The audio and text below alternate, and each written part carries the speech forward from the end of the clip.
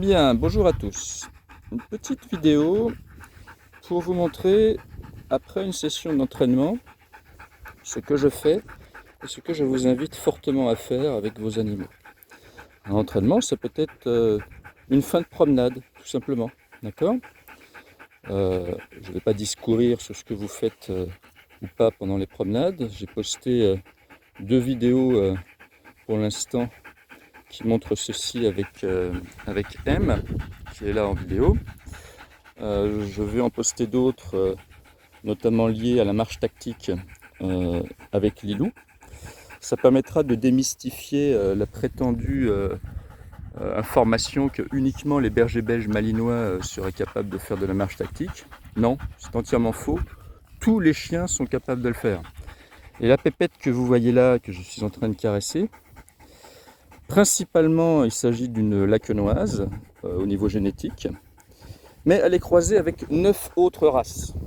Et 9 autres races, prétendument les chiens les plus têtus du monde. Donc je vous laisse voir quel type d'exercice Lilou est capable de rentrer, c'est-à-dire des exercices du programme P2 en obéissance belge, qui est le plus haut niveau en obéissance belge. Donc 9 races, c'est pas une chienne de race, donc le mythe uniquement le malinois est capable de faire, c'est faux, archi faux, faux et encore faux. Mais effectivement, je travaille aussi avec M, qui est là, qui est une pure malinoise, et qui bosse bien. Mais la pépette qui est là, bosse très très bien aussi. Voilà. Chaque animal est unique, chaque animal a ses spécificités. C'est à vous en tant que maître de comprendre ces spécificités pour réussir à construire avec votre animal le meilleur binôme. Et évidemment, ce n'est pas en suivant bêtement une formation en ligne écrite par des gens qui ne vous ont jamais rencontré, qui n'ont jamais rencontré votre animal, que vous allez pouvoir le déterminer. Non. Un minimum de formation est nécessaire, mais que vous pouvez acquérir auprès de n'importe quel éducateur canin près de chez vous, du moment où vous sentez que cette personne a le bon feeling et surtout que cette personne est capable de vous montrer ce qu'elle obtient comme résultat avec ses propres chiens. Ça, c'est extrêmement important.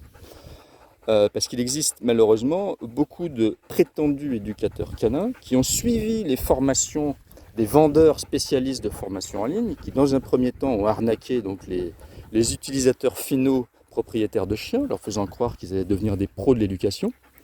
Et puis après, ils sont passés à l'étape 2, ils se sont dit on va arnaquer des gens qui veulent devenir éducateurs canins et on va leur vendre notre vision de comment être un éducateur canin. Et évidemment, toujours sans jamais voir des chiens, sans jamais comprendre la sensibilité de l'animal et de l'humain. En gros, ces vendeurs sont plus des exorciseurs marabouts, option escroc BTS force de vente, que des éducateurs canins. La réalité, elle est juste là. Donc une nouvelle fois, trouvez à côté de chez vous quelqu'un qui n'est peut-être même pas forcément professionnel, mais qui a le feeling, qui a l'expérience et qui va pouvoir lire votre chien, contrairement à ce que raconte Toto Nini, les t-shirts trop petits, Spirit Chien-Chien. Les signaux d'apaisement, c'est important. Et la manière dont il est traduit pour que les gens ne s'y intéressent surtout pas afin d'acheter ces prétendues formations en ligne est effectivement extrêmement risible. Mais j'en ferai une vidéo un jour, on va faire une bombe quand on va poster ça. On va beaucoup s'amuser, je pense. Donc j'étais en train de vous dire que coucher tic-tic. Voilà, moi j'ai une commande qui s'appelle le coucher tic-tic. Et le coucher tic-tic, c'est on est couché sur le côté. Alors là, Lilou, boum, boum, boum. Boum, boum, boum. On est couché sur le côté comme ceci, on est bien, on est dans l'herbe, on discute, on parle et on fait les caresses. Maya, coucher tic-tic. Oh, ouais, c'est coucher tic-tic de Maya. Ok. Et c'est le coucher tic-tic. Voilà. Donc on est couché, on est dans l'herbe, on se détend. D'accord? On est en contact avec son chien, on caresse et là on crée du lien avec son animal. D'accord? Donc, effectivement, vous verrez beaucoup de mes vidéos qui sont des choses correspondant à de l'activité physique. Lilou, coucher. Je veux le coucher tic-tic. Oui. C'est le coucher tic-tic sur papa. Voilà. on fait le coucher tic-tic, ici. Donc dans ces vidéos, puisque c'est forcément les choses qui en premier vont vous venir en tête, vous êtes intéressé par comment faire pour dépenser mon chien, comment faire Maya. Donc Maya a repéré quelque chose, pas à bouger, c'est avec moi. Maya, coucher. Oui, coucher tic-tic. Oui, on a un copain qui est de l'autre côté du champ. Et on fait le coucher tic-tic. Coucher tic-tic.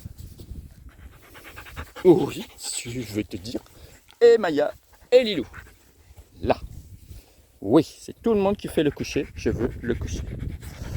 Donc au maximum, ici c'est pas forcément l'idéal l'endroit où je l'ai fait, mais isolez-vous, mettez-vous dans un endroit qui est calme, et après avoir détendu, après avoir joué, à la fin de la promenade, n'attendez pas d'être chez vous, mais vous êtes presque arrivé à la maison peut-être, ou bien même pendant votre entraînement, il y a un moment où on s'arrête, et tout le monde est calme, tout le monde se détend, et votre boulot c'est je caresse mon chien.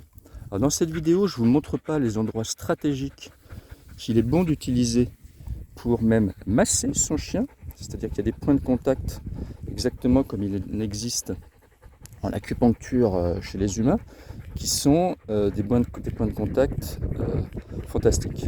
Vous savez, je n'ai pas la prétention de faire de la formation par vidéo ou texte interposé. Par contre, j'ai la prétention de faire de l'information. L'information vous permettant ensuite d'aller chercher au bon endroit les bonnes données. L'information n'a rien à voir avec de la prétendue formation qui indiquerait et qui serait à prendre comme un dogme. Non. Je sais pertinemment que les formations en ligne qui sont données enrichissent les vendeurs et au final cassent les chiens des débutants qui font confiance à ces vendeurs. Ça, c'est la réalité du terrain et on commence à le voir. Et d'ailleurs, pour démontrer ceci, c'est très intéressant, c'est que vous vous rendez compte aujourd'hui que tous les vendeurs de formation en ligne, tous aujourd'hui se sont transformés. Alors il y en a un qui fait le tour de France pour aller voir les chiens, et puis il y en a d'autres qui organisent des paniques chien-chien, du résultat des chiens qui sont cassés après que des propriétaires aient justement suivi leur formation en ligne. Donc on est vraiment dans une position de pompiers pyromanes qui ont toujours en tête de se faire un billet d'une manière ou d'une autre. C'est absolument fabuleux le niveau d'éducation canine où on est arrivé. Bon, sur ce, nous allons poursuivre et terminer notre balade du jour. Oui, oui.